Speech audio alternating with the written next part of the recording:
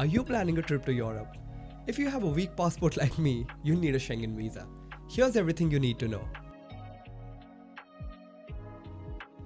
Hi guys, welcome back to the channel. In this video, I'm going to share everything about the Schengen visa, how to get it, what documents are required, everything, explain the whole visa, and in the end, share some tips for higher chances of approval. Applying for a Schengen visa can be a really overwhelming and daunting experience. Ask me, I've done it twice in the last 1 year. I've done 2 Schengen visas and 1 South Africa visa, so I've done a lot of paperwork in the last 1 year, and I feel that I have become a pro. So I'm going to share everything so that you don't struggle getting a Schengen visa. So let's get started. So what is a Schengen visa? A Schengen visa is a single short stay visa which helps you enter the Schengen area in Europe. It allows you to stay in the Schengen area for up to 90 days in a 180-day period. There are 27 countries in the Schengen area as of 2025. Countries like Germany, Netherlands, Italy, Spain, France, and so on come under the Schengen area. But not all EU countries are under the Schengen area. Countries like Ireland are part of the EU but not in the Schengen area, so you need a separate visa for that. So I have gotten 2 Schengen visas in the past 1 year, and I'm going to show you how it looks and what everything means on it. First is the validity, that tells you for how much time your Schengen visa is valid. Second is the number of entries. You have the single, double, and multiple entries. The third is the duration of stay, which tells you how many days in total you can spend in the Schengen area. So for example, this time I got a Schengen visa for 3 months, starting from May till August. So I had 90 days in total, and it was a multiple entry visa, so I could enter the Schengen area multiple times, but the duration was just 30 days. So in those 90 days, I could just spend 30 days in total in the Schengen area. But usually when you follow the 90 to 180 day rule, it's if you have a 2-year visa or 1-year visa, it doesn't mean you can stay for 2 years consecutively. You can stay up to 90 days in a 180 day period. That means 3 months in total in a 6 months period. Then you have to leave the Schengen area, and then you can come back till your visa is valid. Let's get to the documents required for the Schengen visa. This is the part where many people get confused, get overwhelmed, and create a major blunder. I almost did it the first time. Luckily, I had a friend who helped me out. Shout out to Jayant. He helped me out because I messed up with a lot of things, but he helped me sort it out. I have created a checklist as well, which I've added in the description for your reference, so do check it out. Here are all the documents required. I am going to read it out. A valid passport, of course. It should be at least 6 months valid. That means your passport shouldn't be getting expired in the next 6 months. It should be valid with at least 2 blank pages. Passport size photos, take at least 2 to 3 passport size pictures. I know they usually take it, like whenever I've taken my pictures, they usually take their own pictures, but just to be on the safer side, just take your own pictures with you. And if you're applying from the UK, which I did both the time, so I had to show my UK visa as well, so I had to take copies of that. First it was the BRP, but then it was my e-visa, so I had to take copies of that just to submit that to show I live in the UK. Proof of travel, you have to show all necessary flight bookings, return flights, so when you are starting your trip, when you are ending your trip. If there are internal travel, if you're traveling multiple countries, then you have to show which countries you're going to, when you're going to, where you're going to, how you're going to. So I had to, when I was doing my Baltic trip, I had to show all the bus bookings, I had to show all the flight bookings, I had to show everything. You have to show the whole itinerary, which is a travel plan as well, because there's a sheet called the travel plan where you have to actually write down which countries you're going to, like your whole itinerary basically. They require a lot of stuff, so it's a lot of effort you need to take. The next is the proof of accommodation. Of course, if you are booking a hostel, hotel, Airbnb, any sort of stuff, you have to show the bookings of that.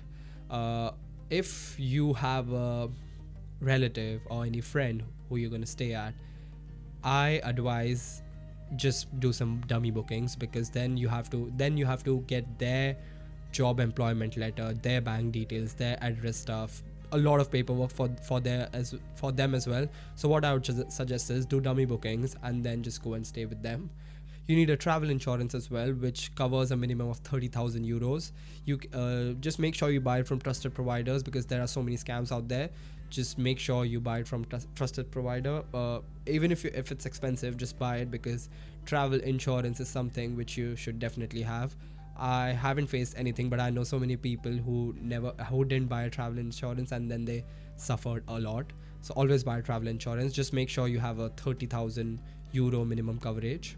And proof of funds: if you don't show enough funds, then you're screwed. So show at least 800 to 900 pounds. That's what they wanted from me when I was applying it in the UK, but it might differ in India, I'm not sure. But show enough funds. If you're going for like 15-20 days, at least show 2,000, like 2 lakhs, 3 lakhs or 4 lakhs. It could be more depending on where you're applying from, but here the rule is for the first 7 days it should be at least minimum 900 pounds, and then each day they'll add 100 pounds. So if it's 15-20 days, then you have to show at least 2 grand.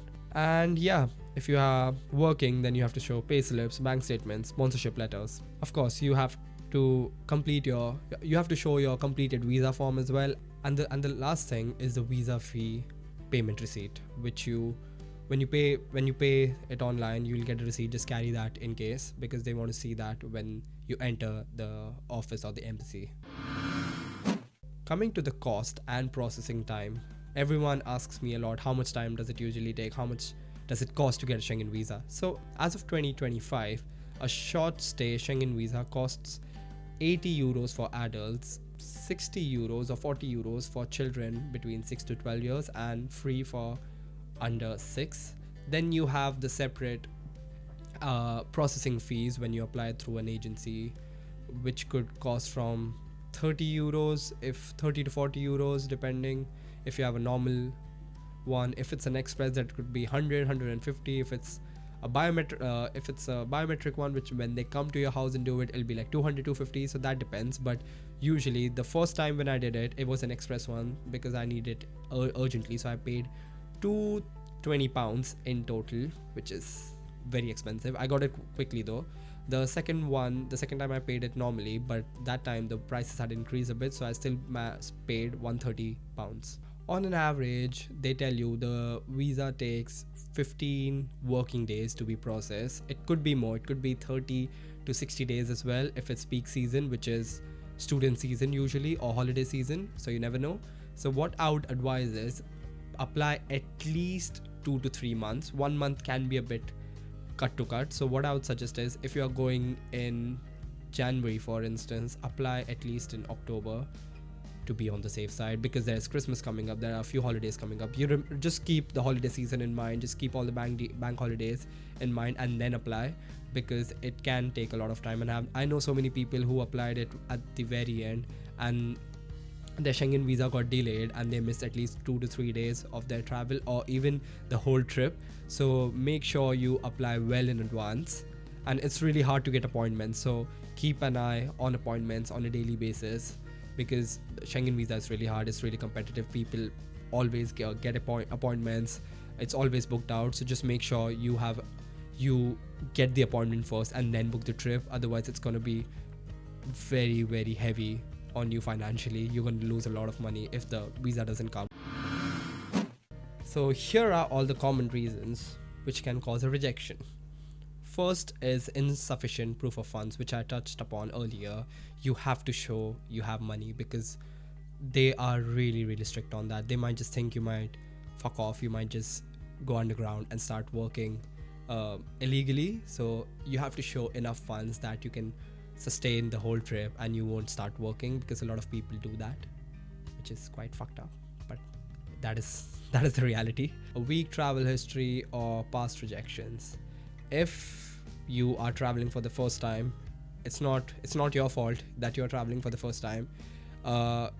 It can take a bit longer, or they could be unsure about your visa application, so that's not on you. Basically, that's not your fault. But if there's any past rejections, like if you have been rejected in the past, then there's a high chance they might reject you again. So just make sure your documents and everything are fine. And also, if you don't have a travel insurance, again, rejection straight away, because travel insurance is a must.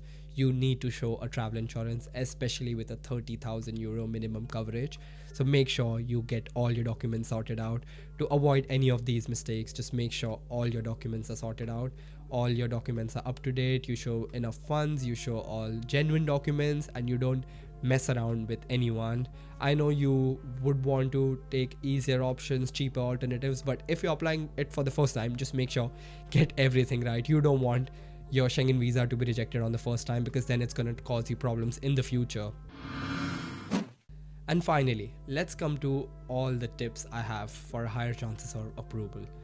My first and most important tip would be writing a cover letter. I know a lot of people don't do that. I didn't do that as well for the first time. I started doing that later. But because a cover letter, when you write your cover letter, you show what is your purpose. It explains your whole purpose in depth. It doesn't have to be a 10-page letter. It doesn't have to be a 2-3 page, just a 1-page letter in which you're just going to briefly explain everything, why you're going for, if you're going for travel. For instance, I went to the Baltic countries. I was like, oh, I'm ending my university on 13th of May. My exams are ending, and then I'm going to travel because I'm interested in traveling. I do photography. I love photographing stuff, and I want to travel.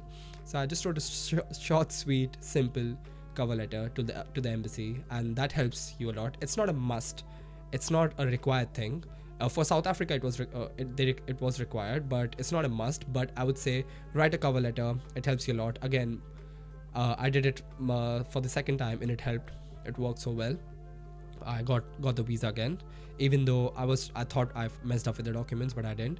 So writing a cover letter is a really, really good thing. The second tip would be, it's nothing you can do, but if you have other visas or like a strong travel history, which is having a US visa or having a Canada visa, having an Australian visa, if the embassy, they see stronger visas, accepted visas, valid visas, they tend to approve it more easily. So that is a good thing to know.